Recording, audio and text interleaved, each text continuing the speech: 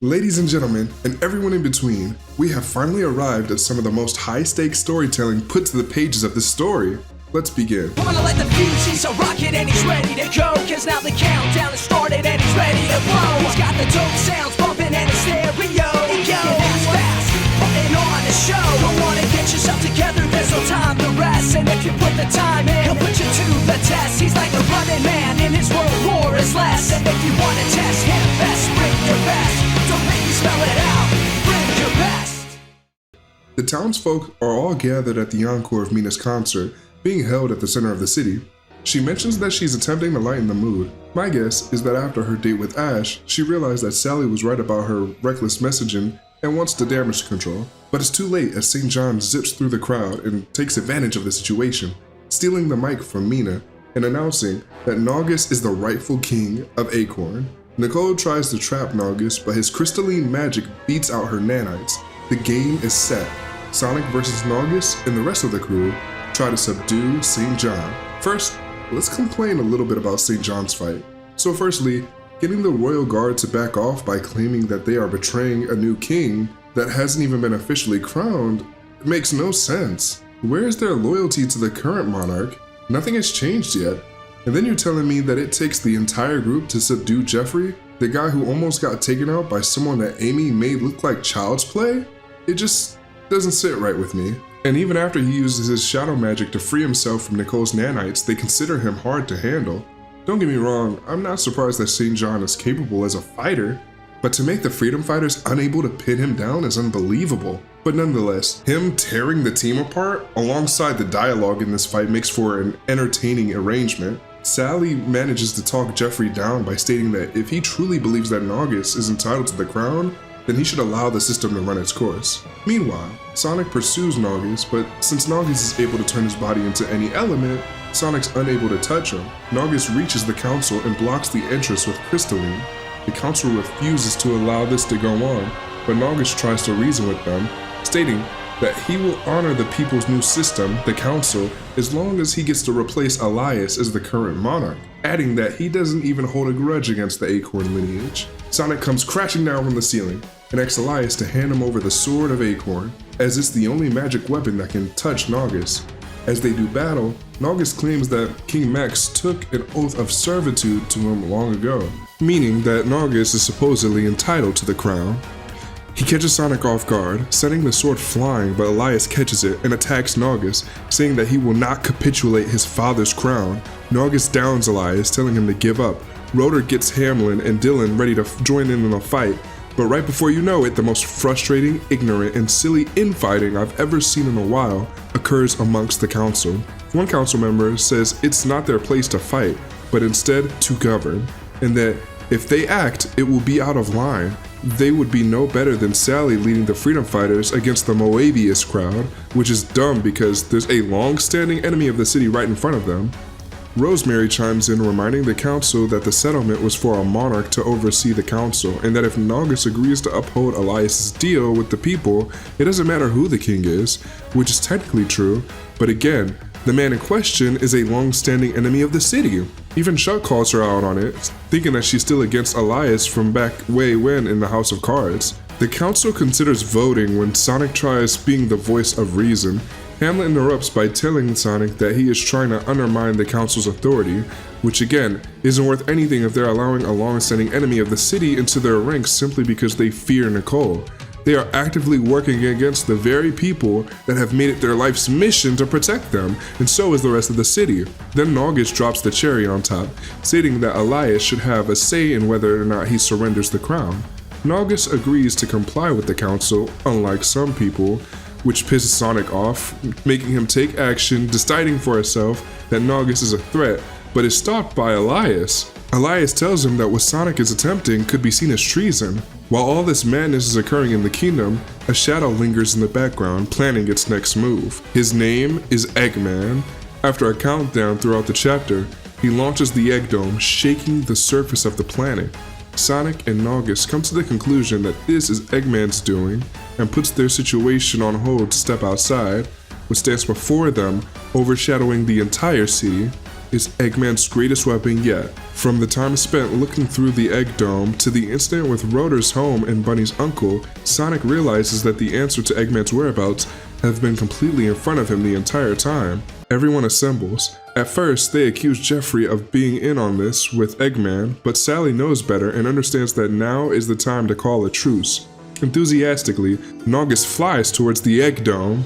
Sally decides that she will take the tornado with Sonic and Tails, and that Bunny and Antoine will pilot another aircraft with Amy aboard, keeping an eye on Jeffrey. Eggman is surprised to see Naugus, but he's prepared as the Egg Dome is powered by ring energy that nullifies his magic. As Tails dodges the lasers firing at them, Sally deduces that they could get inside by locating the entry point from the raid way back in issue 199.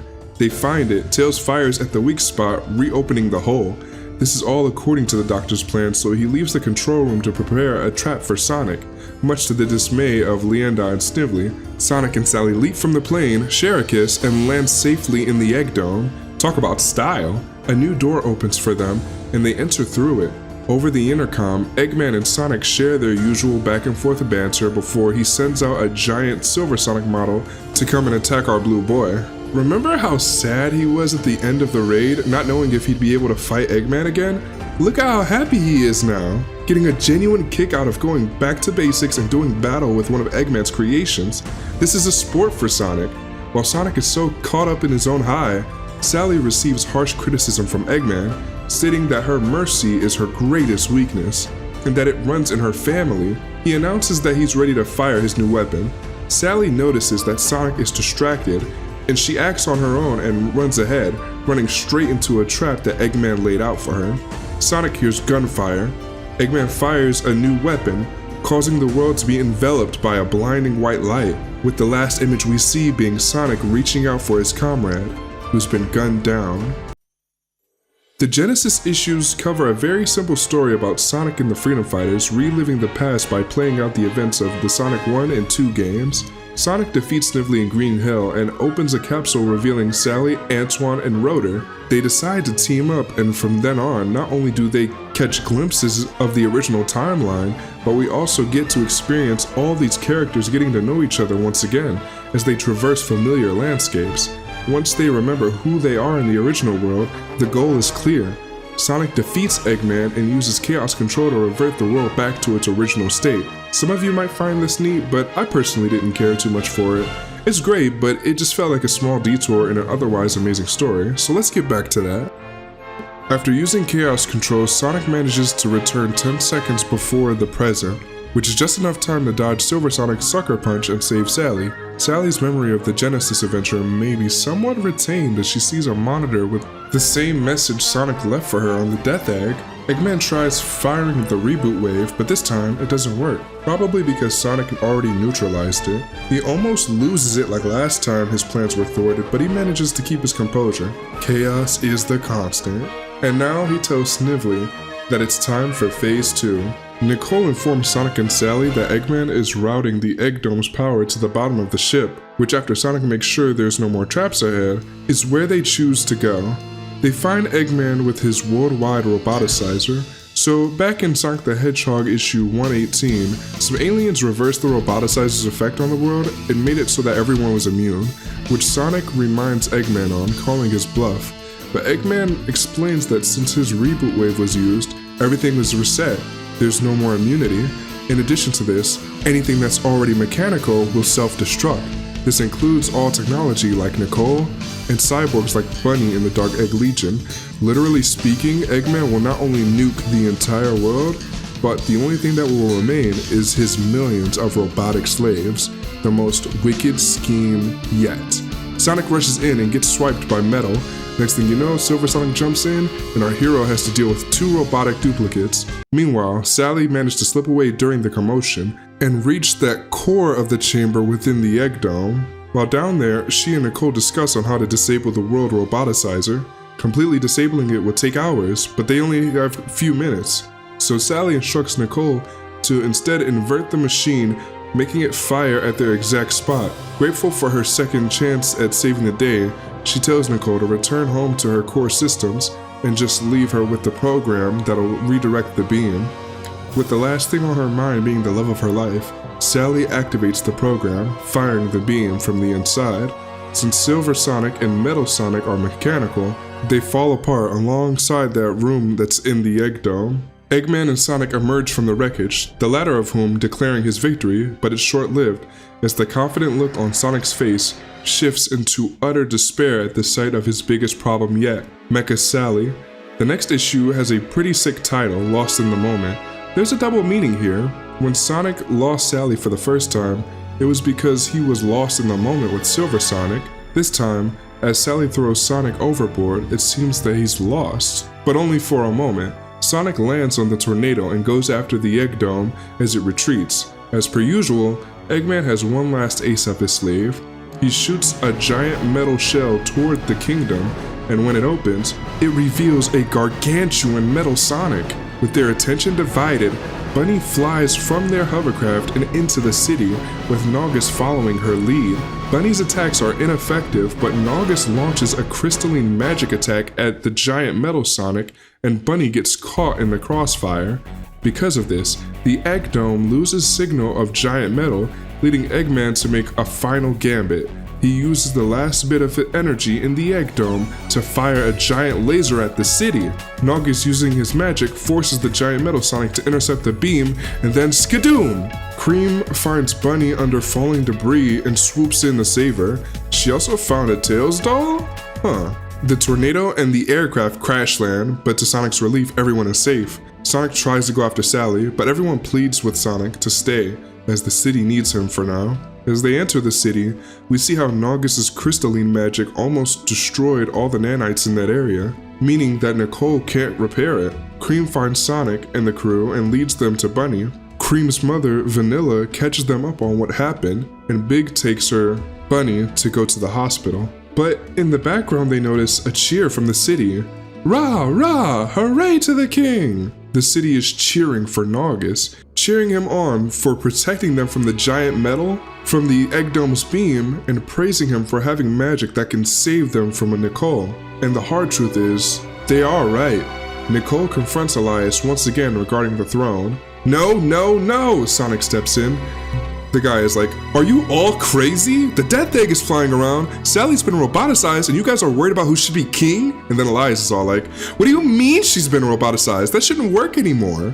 Sonic explains that Eggman reset the world, which is why Naugus is hearing voices of his ancestors or something. We'll touch on them later. While Sonic finishes informing Elias of the situation, Naugus basically says that a weak, grieving man isn't fit to be a prince or a king, and then Jeffrey jumps in, swipes the crown, and places it on the head of the new king. Sonic really ain't having it with Jeffrey betraying Sally's legacy.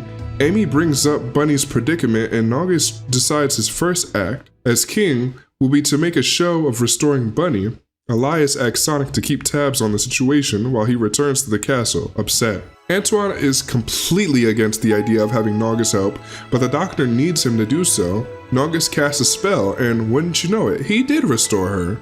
Entirely. She's no longer partially roboticized, and now that that's that, Sonic decides his next course of action is to plan a rescue for Sally. Sonic dashes off to Freedom HQ. He asks Nicole to have Knuckles open a warp ring from Angel Island to Freedom HQ. She leaves a wall of text, lamenting Sally. Sonic tries to reassure her, but she remains nonverbal. The warp ring opens, and Sonic pays Knuckles a visit. After getting Knuckles up to speed, Knuckles starts drilling Sonic about being careless and allowing Eggman to get the jump on them, and refuses to give Sonic a warp ring, thinking it's a bad idea due to Sonic's negligence. Frustrated, Sonic tells Knuckles that he would be all for it if it was a matter of finding his ancestors, which is sort of a low blow, but Julie Sue basically tells Sonic, been there, done that, by explaining that they've hit a roadblock in finding the ancestors that requires for them to be patient in the same way that Sonic should be now. As expected, Big Blue isn't pleased about this at all and walks away, right into some good news. Jeffrey is being tried for treason. Later, we see Snively updating Eggman, who is preoccupied with upgrading Sally. He shoots Snively away. Elsewhere, we find Bunny huddled up overlooking the city, feeling small.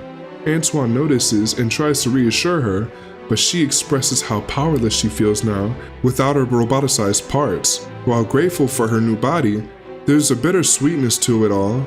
But Antoine loves her the same way he'd always have and reminds her that what has always made her strong was her heart.